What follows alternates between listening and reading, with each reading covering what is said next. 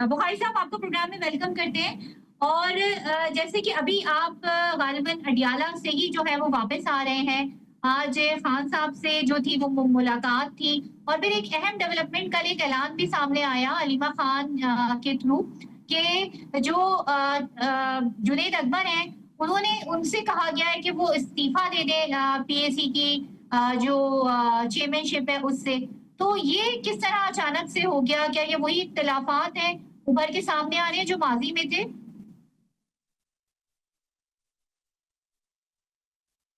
जी आपका। जी अली, आप देखिए मुझे इस तरह सुन पा नहीं रहे है, हैं? मैंने कहा इस तरह नहीं है एक्चुअली बेनजीर। एक्चुअली ऐसे है कि आज हम मडियाला जेल गए, यहाँ पर फैमिली की और लॉयर्स की मुलाकात थी। फैमिली मेंबर्स थे जिसमें अलीमा आपी और दोनों और बहनें उनकी शामिल थी, खान साहब की और बुशा बीबी के भी जो साथसाथियाँ थी वो शामिल थी। और ऑन द अदर साइड 6 बंदों की लिस्ट जो है हमारे जो कोऑर्डिनेटर है उन्होंने रात को दे दी थी और सोशल मीडिया पे भी आपने देख ली आगे थी, जिसमें मेरा नाम भी था, मिस्टर गौर साहब थे, सलमान सफदर साहब थे, नियाजुल्लाह नियाजी साहब थे, नईम पंजोता साहब थे और जहीर साहब थे लाहौर में। तो इसमें से जब अंदर जाने लगे तो उन्होंने बैरिस्टर गौर साहब को और सलमान सफदर साहब को और उनके साथ जो है वो जहीर साहब आए थे लाहौर से, इनको जाने की इजाजत दे दी। ऑन द अदर साइड उन्होंने कहा जी अली बुखारी साहब आप, नियाजुल्लाह खान नियाजी जो फोकल पर्सन है खान साहब के वो और नईम पंजोता साहब को रोक लिया गया। पता नहीं हो इसके बाद अलीमा आप भी बाहर आई, उनसे बड़ी डिटेल में डिस्कशन हुई उनसे और इसके बाद उन्होंने मीडिया टॉक भी की और उन्होंने ये बात बता दी है कि जो आपका क्वेश्चन था स्पेसिफिकली के हवाले से, जुनैद अकबर साहब के हवाले से, तो उन्होंने कहा जी कि खान साहब ने कहा है कि बेसिकली मेरी प्रायोरिटी जो है या मेरी जो सबसे पहली जो जो मेरी नंबर 1 प्रायोरिटी होगी वो है मेरी तहरीक के हवाले से। और जुनैद अकबर ने बड़ा मावलस काम किया पिछले कुछ हफ्ते में, ये 12-14 इजला के अंदर जाके, और वो जो है उसको कंटिन्यू करें और तहरीक के लिए लोगों को तैयार करें, लोगों को अवेयरनेस दें, लोगों को मेरा पैगाम पहुंचाएं। On other side he is also chairman public accounts committee. So उसके लिए अगर वो मैनेज कर सकते हैं तो उनकी मर्जी है, वो बेशक उसको कंटिन्यू करें, और अगर वो नहीं कर सकते तो उसके लिए मेरी प्रायोरिटी जो है वो तहरीक है। सो ये डिसीजन जो है जुनैद अकबर साहब का इन बोथ हैंड्स में। तो ये तो जब अलीमा आपकी बाहर आई तो उन्होंने आगे बड़ा क्लियरली ये बता दिया कि खान साहब ने कहा उनको इसलिए था कि वो चाहते थे कि वो तहरीक स्टार्ट करें, वो तहरीक को जो है वो सही ऑर्गेनाइज करें। ऑन द अदर साइड जो है वो दोबारा आज खान साहब ने जब उसको बताया कि मीडिया में और आगे का क्वेश्चन आ रही हैं जैसे कोई जुनैद अकबर साहब जो है उनसे कोई ऐसी मिस्टेक हो गई है, उनको हटाया जा रहा है, उनकी जगह नया बंदा लाया जा रहा है। तो जब उनको ये चीज़ पता चली तो उन्होंने कहा नहीं, मैंने तो ऐसे बिल्कुल भी नहीं कहा कि उसको हटा दें और उसकी जगह नया लें। मैं तो सिर्फ ये चाहता था कि एक क्योंकि ऑलरेडी वो सूबे के सदर भी हैं, तहरीक भी चला रहे हैं, चलाने की उनकी जिम्मेदारी भी है, MNA भी है और उसके बाद PAC के भी चेयरमैन होंगे, तो इतनी चीजें मैनेज करना उनके लिए मुश्किल हो जाएगी। प्रायोरिटी मेरी ये है कि वो चलाएं, तहरीक के लिए मोमेंटम बनाएं, ग्राउंड्स बनाएं, और द अदर साइड में अगर वो रखना चाहते हैं तो रखें, मुझे कोई सवाल नहीं। तो ये खास बात की तरफ से बड़ा क्लियर मैसेज था जो अली वहाँ पर बिल्कुल। अच्छा, लेकिन इसका जाहिर है कि आप तहरीक की बात करें, ये कौन सी तहरीक की आप बात करेंगे? मतलब बानी PTI को बाहर लाने के लिए, और वो जो एक ऑपोजिशन का हमेशा से आप है कि जो जरा जारहाना है, आप उस तहरीक की बात करें। देखिए जी, हम तो रूल ऑफ लॉ की बात कर रहे हैं ना, सुपरमेसी ऑफ कॉन्स्टिट्यूशन की बात कर रहे हैं। जब रूल ऑफ लॉ हो जाएगा मुल्क के अंदर, सुपरमेसी ऑफ कॉन्स्टिट्यूशन हो जाएगी, लोगों के सिविल राइट्स उनको मिल जाएंगे, तो उसके बाद ये हर तरह की खाना जंगी, हर तरह की डिस्प्यूट, हर तरह की प्रॉब्लम ऑटोमेटिकली दम छोड़ जाएंगी। और आप तारीख देखें तो जब भी इवन अमेरिकन आप हिस्ट्री देख लें तो उनकी सिविल वॉर तब खत्म हुई जब उनको जो है सिविल राइट्स दिए गए। अब हमने डिटरमेंट तो कर दिया सिविल राइट्स, हमारे कॉन्स्टिट्यूशन में भी ले लिया हमने, चीजें भी वजह कर दी, लेकिन हमने एग्जीक्यूशन नहीं कर सके। और 26वीं अमेंडमेंट की हद तक बड़ी क्लियरली खान साहब ने आज भी मैसेज दिया कि 26वीं अमेंडमेंट जब तक रहेगी तो आज़ादी सहाफत, आज़ादी राय, आज़ादी कानून, आज़ादी आपका जो जुडिशरी की पावर्स है सारी की सारी वो खत्म हो चुकी हैं, और उनके बहाली के लिए 26वीं अमेंडमेंट का खत्म होना बहुत जरूरी है। वो इनफैक्ट वो जरूरत नीड ऑफ द डे है। जब वो खत्म होगी तो उसके बाद ऑटोमेटिकली चीजें सारी की सारी अपने अपने ऑर्बिट पे चलना शुरू हो जाएंगी। जब अपने ऑर्बिट पे चलेंगी तो आपको उसका रिजल्ट मिलेगा, आपको उसके अंदर रूल ऑफ लॉ मिलेगा, आपको उसको सुपरमेसी ऑफ कॉन्स्टिट्यूशन मिलेगी। सो इसके लिए कोई दूसरी राय नहीं है। जो तहरीक है that is for the supremacy of constitution, that is for the rule of law and original letter and spirit of constitution को एग्जीक्यूट करना जो है ये इसका प्राइमरी मोटिव। एक और भी आज डेवलपमेंट हुई है कि आपने देखा है कि अलीमा खान का, रऊफ हसन का और भी गालिबन कोई 8 नाम है, उनके भी जो नाम है वो ईसीएल से निकाल दिए गए हैं तकरीबन। तो इसको क्या इससे हम क्या नतीजा बस करें कि कोई सॉफ्ट हैंड पीटीआई के ऊपर जो है वो मिल रहा है। इमरान खान की बहन का नाम ईसीएल से बाहर आ जाना या रऊफ हसन का नाम बाहर आ जाना, ये एक बड़ी अहम डेवलपमेंट है। देखिए ये ऐसे नहीं है, मैं क्योंकि इनमें इनका वकील था, मैंने पिटिशन फाइल की जो आज डिसाइड हुई अलीमा आपी की भी। इससे पहले रऊफ हसन साहब का भी मैं ही वकील था, उनकी पिटिशन मैंने फाइल की ईसीएल से नाम निकालने की। उससे पहले आमर डोगर साहब, बैरिस्टर उमैर खान नियाजी साहब, देन सुजैन कुरैशी साहब, इन सब की पिटिशन जो है वो मैंने फाइल की थी और उसके बाद अलहमदुलिल्लाह सब में हमें अलाउड हुई और सब जो है वो परमिशन मिली। देखिए ये तो अगेंस्ट द कॉन्स्टिट्यूशन है ना, आर्टिकल 4 एंड आर्टिकल 25 एंड आपके आज़ादी है राय, आज़ादी है सहाफत, आज़ादी है ट्रैवलिंग, ये तो आपका कॉन्स्टिट्यूशन राइट है। आपको क्यों कर देंगे भाई, बंदी लगा देंगे। आप FIR है, FIR होना FIR is not a substantive piece of evidence. जब आप उसे बेल ले लेते हैं तब आप बेल ग्रांट करती है कोर्ट, तो उसके अंदर कतई भी ये नहीं लिखा होता कि आप मुल्क से नहीं जा सकते या आपको बाहर जाने में पाबंदी है।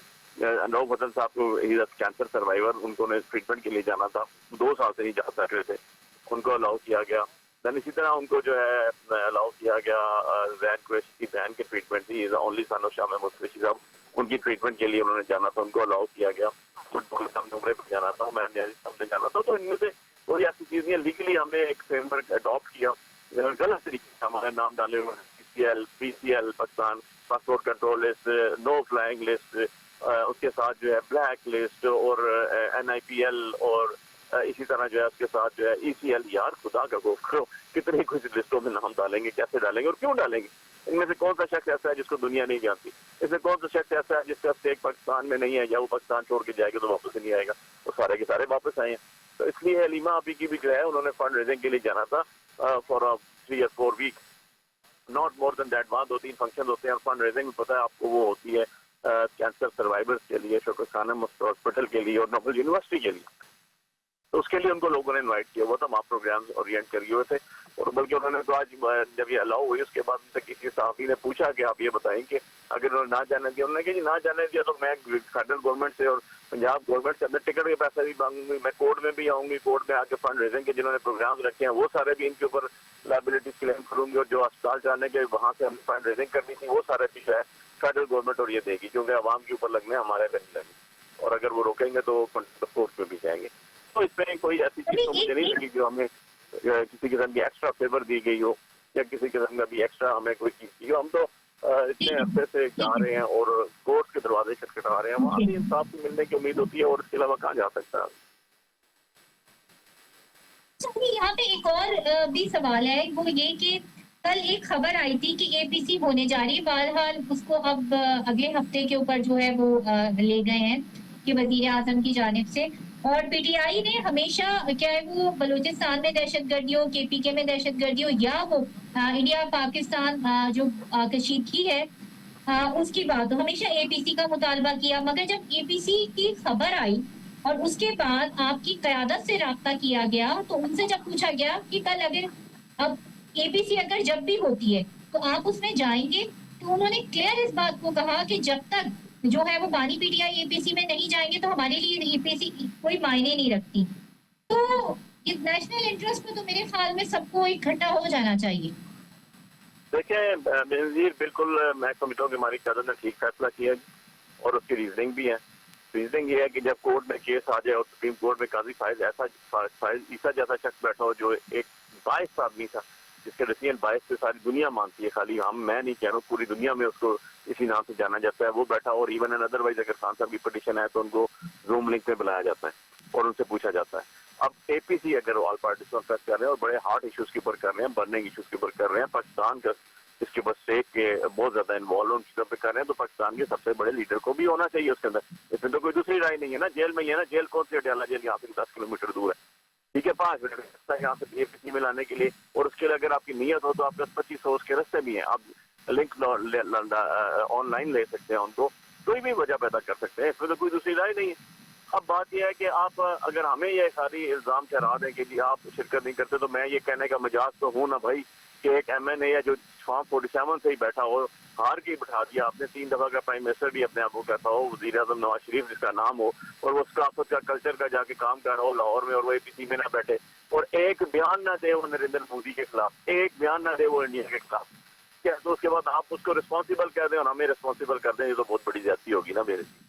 इसके अंदर तो बहुत बड़ा जुल्म होगा कि यार वन साइड पे आपका एक शख्स जिसके नाम पे पार्टी चल रही है वो, कि मैं बिल्कुल इस पे कन्विंस्ड हूँ कि नून में से शीन ललादा होगी और शीन ही रूलिंग पार्टी है इस टाइम, जो नून है उसके तो सारे लोग बाहर हैं और मरियम नवाज आप बात करें, देखिए अभी अभी आप जो वहाँ थे जेल में, मैं आपको ये बता रही हूँ कि आपने शायद सुना होगा, आजमा बुखारी ने अभी प्रेस कॉन्फ्रेंस की थी कुछ सुबह की थी, और उन्होंने ये बात कहा ये कि पूरा जो ये ऑपरेशन था, ये जो डिजाइन किया गया था, जो हमला किया गया था भारत पे, ये सारी स्ट्रेटेजी थी वो नवाज शरीफ की जेर निगरानी हुई थी। बड़ा दावा किया, और हम ये समझ अभी अगर PMLN से हमें ज्वाइन करेंगे हमारे गेस्ट, हम उनसे भी पूछ लेंगे कि हमें तो लग रहा था कि वो मंदिर से गायब है। नहीं, मैंने आपकी बात जरा अंडरस्टैंड नहीं की, दोबारा बताएंगे मुझे कि किसने स्टेटमेंट दी है?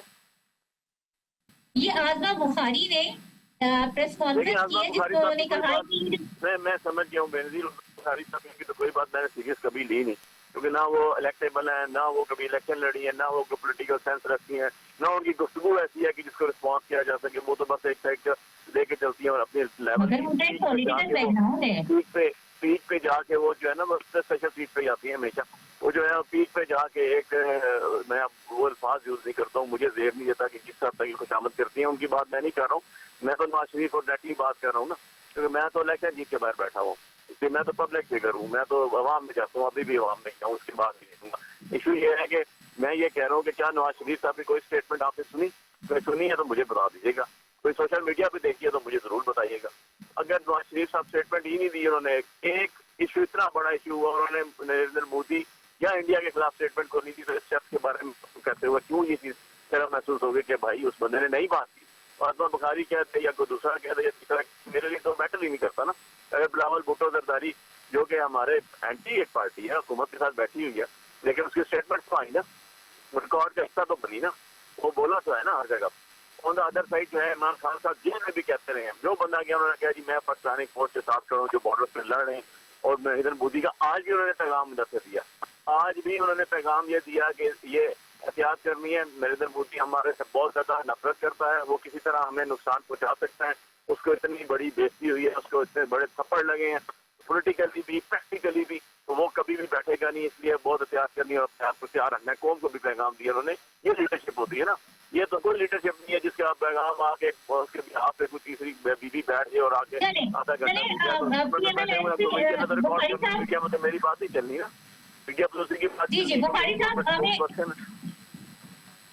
बुखारी साहब हमें PMLN से ज्वाइन किया परवेज संदेला साहब ने।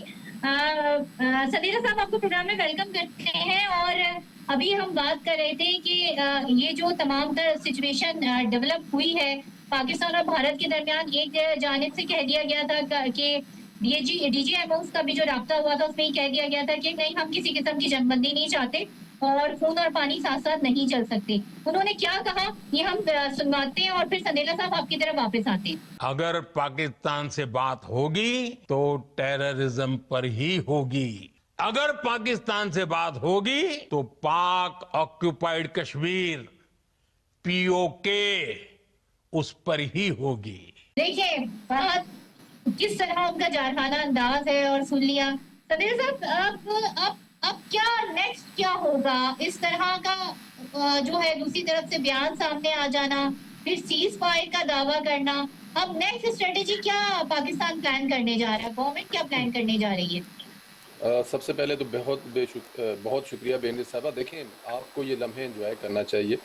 आपको एक हारे हुए लश्कर के सरदार की वो जो एक उतरा हुआ चेहरा था और वो जो एक खबरें पढ़ने वाला, जैसे आप लोग के साथी एंकर जो है खबरें पढ़ते हैं और उनके सामने कुछ लिखा होता है, वो जो लिखा होता है वो पढ़ देते हैं, उस बेचारे ने पढ़ दिया है तो उसकी किसी बात को सीरियस ना लें। और जो वो ये कह भी रहे हैं ना कि हम अगर पाकिस्तान से बात करेंगे तो टेररिस्ट पे, तो हमने कभी इनकार किया इस पे बात करने से?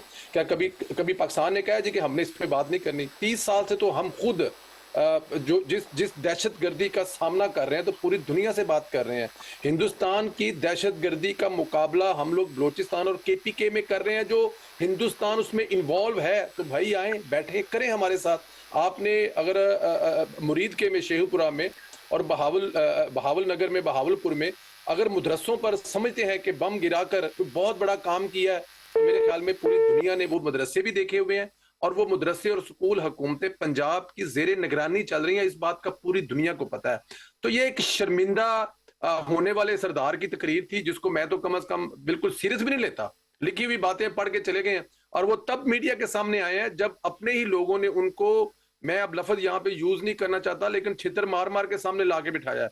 कहाँ थे वो जब से पहलगाम का वाकया हुआ है? उसके बाद उन्होंने बिहार में एक इलेक्शन जहां पर उनको जीतना है, वोट लेने हैं, जिसके लिए उनको ड्रामा बनाया, स्वाय इसके किसी जगह पे अपेयरेंस देखी आपने? हमारे वजीर आजम साहब जो हैं वो काकूल अकेडमी गए, उन्होंने पूरी दुनिया को ऑफर करवाई, आए जनाब हम बात करते हैं, जो दहशतगर्दी हुई है उस पर इंक्वायरी कर लें। तो जो मोदी साहब आज कह रहे हैं, हमारे वजीर आजम तो पहले कह चुके हैं, बिस्मिल्लाह वेलकम जनाब, करें बात हमसे, हम तो करना चाहते हैं। और हमारी इसको कमजोरी समझा गया था और इसको कि पाकिस्तान जो है वो कह रहे हैं जनाब आ जाएं और हम ऑफर करवा रहे हैं, इंक्वायरी कर लें, और उसके बदले में जो किया गया हम कहते रहे कि जनाब ना करें। जिस दिन हम करेंगे हमें तशहीर करने की जरूरत नहीं है, इस हमारे किए हुए काम की तशहीर दुनिया करेगी। आप CNN उठाकर देख लें, आप BBC उठाकर देख लें, आप दुनिया के बड़े जरीदे उठाकर देख लें, वो आपको लिख रहे हैं कि इस वक्त पाकिस्तान जो है वो जो स्काई है उसका जो किंग है वो पाकिस्तान की फजाइया है। तो नरेंद्र मोदी नेक्स्ट क्या करेगा? और कुछ भी नहीं करेगा। अब अगले 5, 7, 10 साल के लिए अल्लाह के हुक्म से इंशाल्लाह ताला बड़े सुकून से आराम से बैठेगा। अब उसके इलेक्शन भी है और वो वजीर आजम भी है, तो वो इसी किस्म की बातें करेगा ना। इतनी तो मुझे और आपको अंडरस्टैंड होनी चाहिए। लेकिन पाकिस्तान ने जो किया है, मेरा ख्याल है हमने सुना था, बेनज़ीर साहबा आपने भी सुना होगा अपने बुजुर्गों से, मैंने भी अपने बुजुर्गों से सुना कि हमने 65 की जंग लड़ी, फलां जंग लड़ी, फलां जंग लड़ी और ये हुआ वो हुआ। लेकिन 2025 की जंग आप अपने बच्चों को, अपनी नस्ल को सुनाएंगी, मैं अपने बच्चों और अपने नस्ल को सुनाऊंगा कि 2025 में जंग लड़ी थी। अल्हम्दुलिल्लाह फजर की नमाज पढ़ने के बाद 2 से 2.5 घंटे में 1 अरब और 50 करोड़ आबादी वाले मुल्क को हमने 2.5 घंटों में अमेरिका भागने पे मजबूर कर दिया था। वहां से वो सिफारिश लेके आए थे, बल्कि उन्होंने कहा जनाब माफ कर दें इनको और इनको माफी दे दें। तो ये वो एक सच है, हकीकत है। अच्छा मजे की बात है, ये हकीकत मैं और आप नहीं लिख रहे, इस दफा ये हकीकत आपका जिस अदारे में बैठी हुई है या दूसरे अदारे हैं या दूसरे न्यूज चैनल है वो नहीं लिख रहे। इस दफा ये हिस्ट्री जो है वो दुनिया के बड़े बड़े मोतबर अदारे, अखबार, जो टीवी चैनल्स हैं और बैठे हुए तज्जिया कार कर रहे हैं कि पाकिस्तान ने हिंदुस्तान के साथ जो किया है वो कम से कम कोई सोच भी नहीं सकता था। तो मेरे ख्याल में उनको इतनी सी जगह दें, नरेंद्र मोदी बेचारे को, वो जो कह रहा है उसको कहने दे। हम अटल हैं, ना हम किसी जगह पे दहशतगर्दी कर रहे हैं और ना अपने मुल्क में दहशतगर्दी करने देंगे।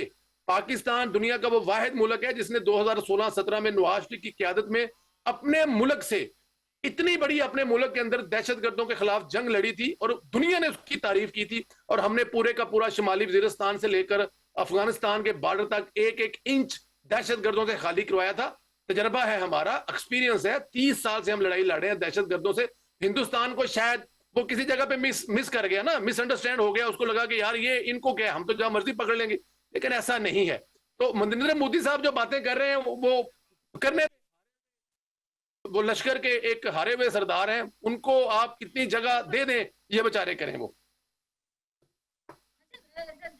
संदीला साहब हमारे साथ जो मौजूद है इस वक्त बैरिस्टर अली बुखारी PTI से, और इस वक्त बैरिस्टर गौहर का एक बड़ा इंपॉर्टेंट बयान सामने आया है। उन्होंने कहा है कि जब दुश्मनों से सुलह कर सकते हैं तो अपनों से क्यों नहीं। उन्होंने इशारा किया है गवर्नमेंट की तरफ और उन्होंने ये कहा है कि हमारे जो बानी PTI है उनको बाहर लाएं और फिर एक APC बुलाएं और फिर सारा मुल्क उस पर इत्तेफाक करे और फिर ये पूरी दुनिया के सामने मैसेज जाए। देखिए, मैं इसमें माजी में बिल्कुल नहीं जाऊंगा। मैं बैरिस्टर गौहर को ये बात बिल्कुल याद नहीं कराऊंगा कि जब उनके उस वक्त है बैरिस्टर गौहर साहब जो पीटीआई में नहीं थे, जब इस पार्टी के सरबराह जो है वो हुकूमत में, वो क्या कहा करते थे और इन मुश्किल हालात में वो क्या किया करते थे।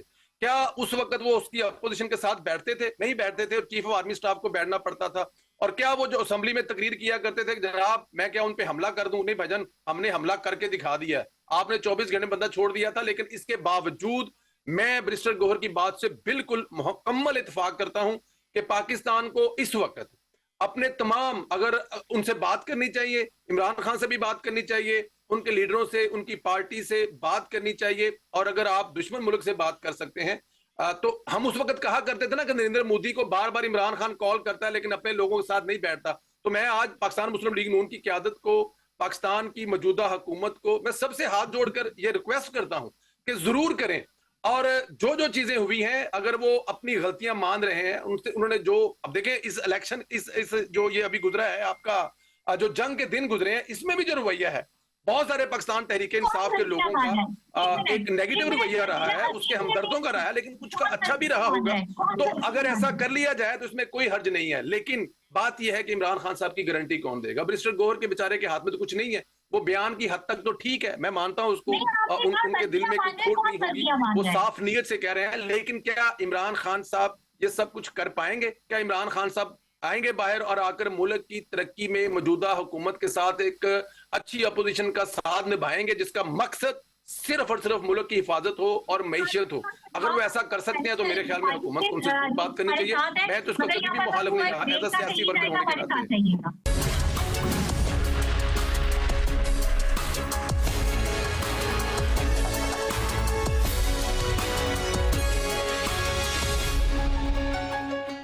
On grid inverter, hybrid inverter, lithium battery की वसी रेंज इन्वरेक्स को बनाता है पाकिस्तान का number 1 solar brand Inverex.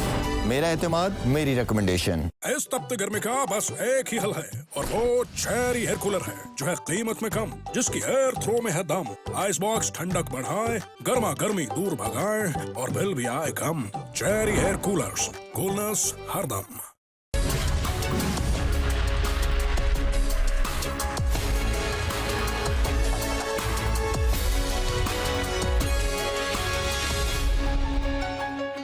Welcome back. और हमारे साथ मौजूद है पीएमएलएन से परवेज संदेला। जैसे कि हम ब्रेक से पहले बात कर रहे थे कि ये जो भारत ने तमाम तर पाकिस्तान के ऊपर जंग मुसल्लत की और फिर पाकिस्तान ने अपनी जिम्मेदारी निभाते हुए जब भरपूर जवाबी कार्रवाई की।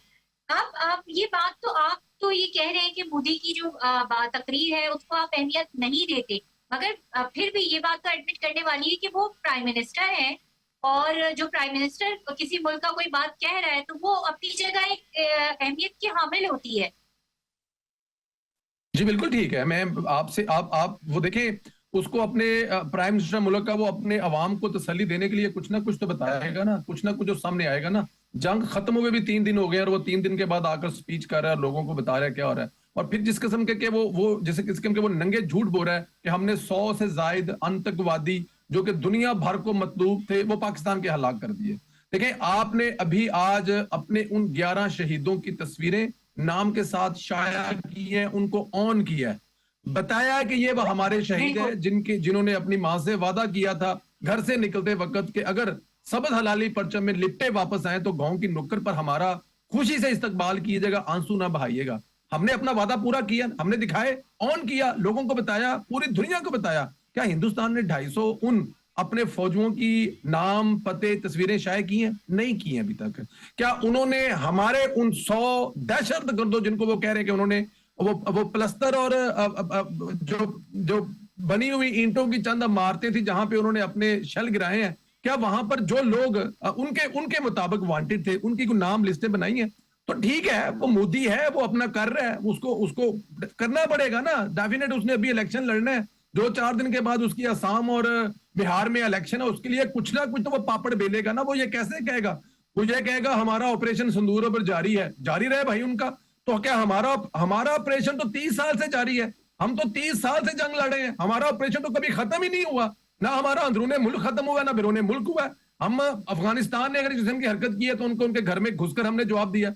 भारत ने ऐसी हरकत की है तो उनको हमने 15-20 दिन समझाया है, प्यार से, मोहब्बत से, ना करो ना करो। जब वो बाज नहीं आया तो 2.5-3 घंटे के, सिर्फ 2.5-3 घंटे के अरसे में देखें उनके राफेल 20 साल से आज तक कोई राफेल तैयारा नहीं गिरा। हमने गिराया, हमने दिखाया।